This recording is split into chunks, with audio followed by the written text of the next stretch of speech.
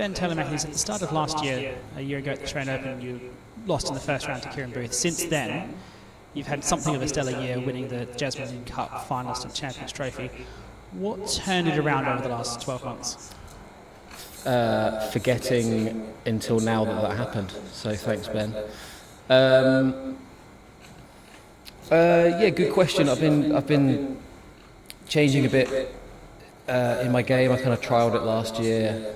Australian Open's probably not the best time to experiment. Take nothing away from Kieran. I mean, just you smash me off the court. But yeah, I could have played a bit smarter. And then since then, I think I've just found a bit more of a balance about things. So yeah, I'm just a bit more balanced play, figuring out what to do. Last we saw you play was at the British, made the run to the semi-finals. How do you reflect on that tournament?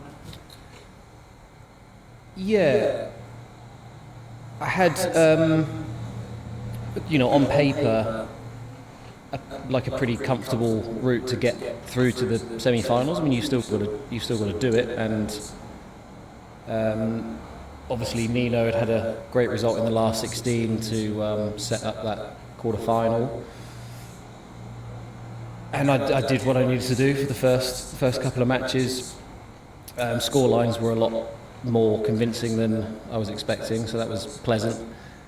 And yeah, the semi-final was always going to be tough against Camden anyway.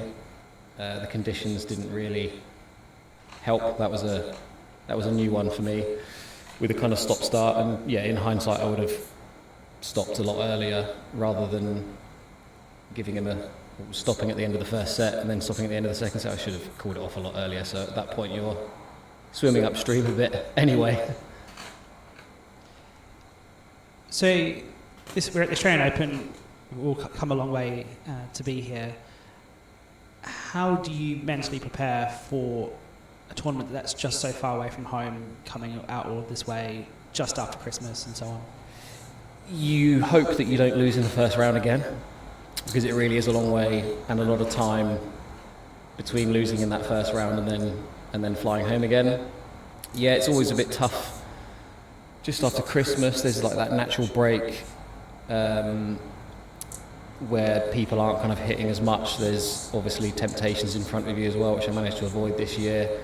But yeah, it's just a kind of crammed time of year away from tennis. So, but it's a good chance to get into an Australian summer, get away from the winter, and so yeah, start the year and have a go.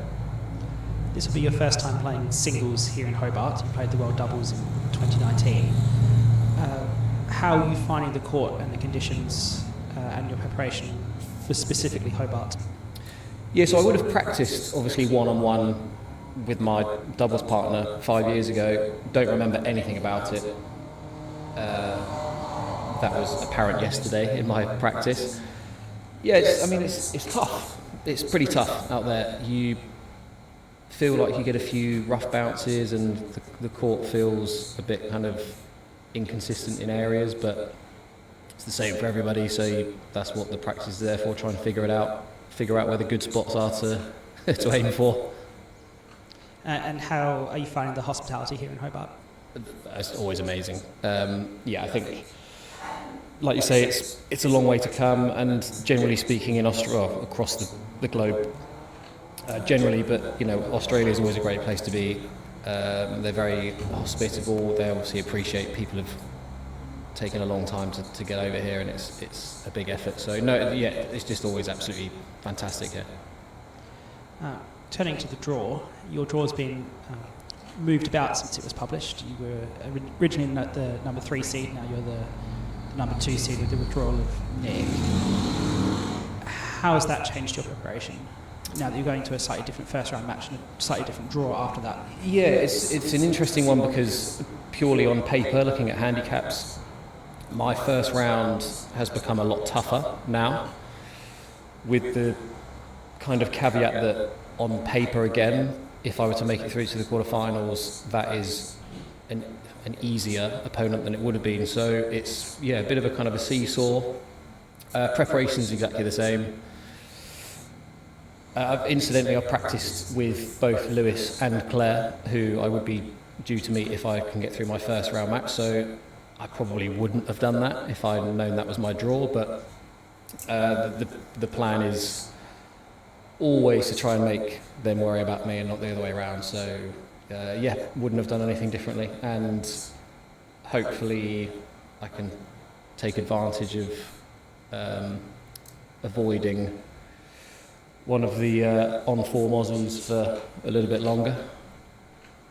Coming in, everyone wants to be the opposite side of the draw as Camden. As the number 2 or number 3 seed, that was always going to be... Well, no, I guess the number 3 seed, it wouldn't have necessarily been the case, but now that you are on the other side of the draw, does that make going deep into the tournament a big target? Yeah, the target is always to kind of go as deep as possible. You look at your seeding gives you a kind of expected target, I guess. Each tournament's, the depth is like different from tournament to tournament, so you look at your seeding spot, kind of gives you an indication of where you could get to, but also, the personnel around you and things like that. So, yeah, I mean, I was seeded to play Kieran in the quarters, who obviously dumped me out 3-love last year, so to avoid that for a round further potentially makes life a little bit better.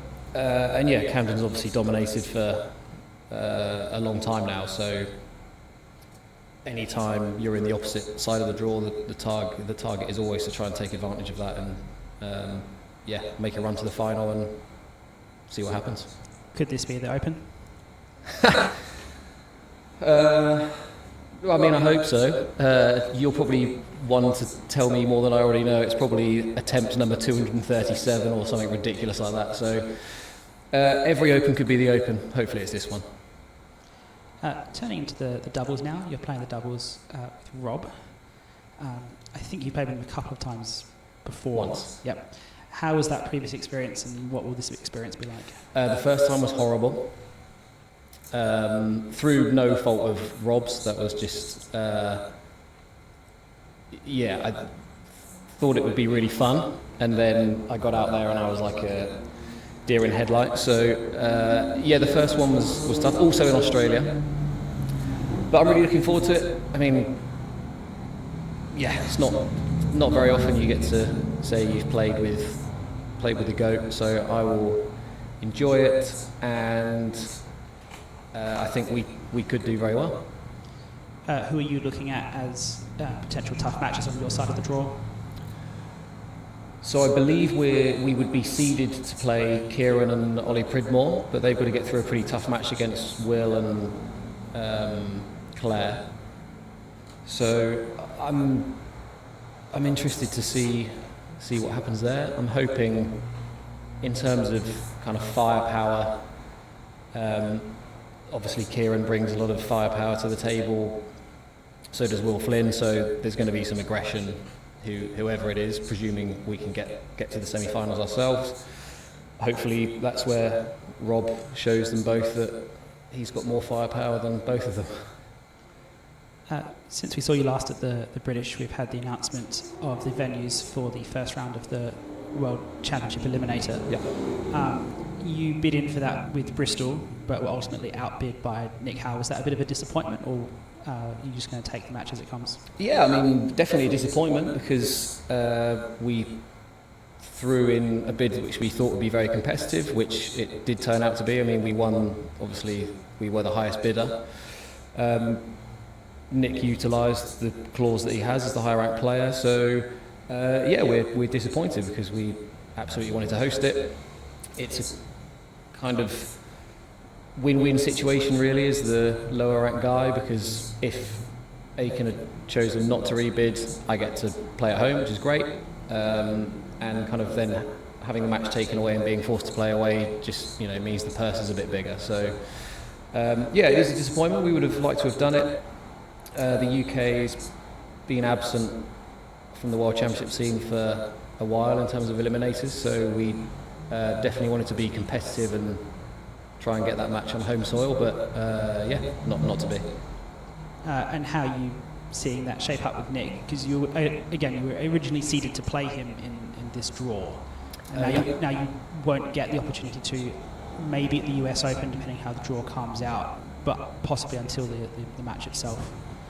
Yeah, I think in the US Open we'd be on opposite sides of the draw anyway, assuming Camden and John are going to play, so we'd only be able to play in the final.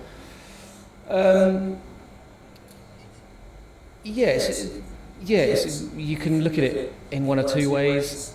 Being able to play each other here potentially would have been like an initial kind of bit of sparring, as it were. But like, we've played each other so many times, I don't think there's any big surprises. There's not going to be a massive like change in tact or anything. There might be a bit of a tweak. So I'm looking forward to that match, very much so. Probably quite happy that I don't have to play him before, just because I can just keep practicing what I'm practicing and not kind of unleash it in a match situation until the time comes. All right, Ben Taylor Matthews, thank you very much. Thank you.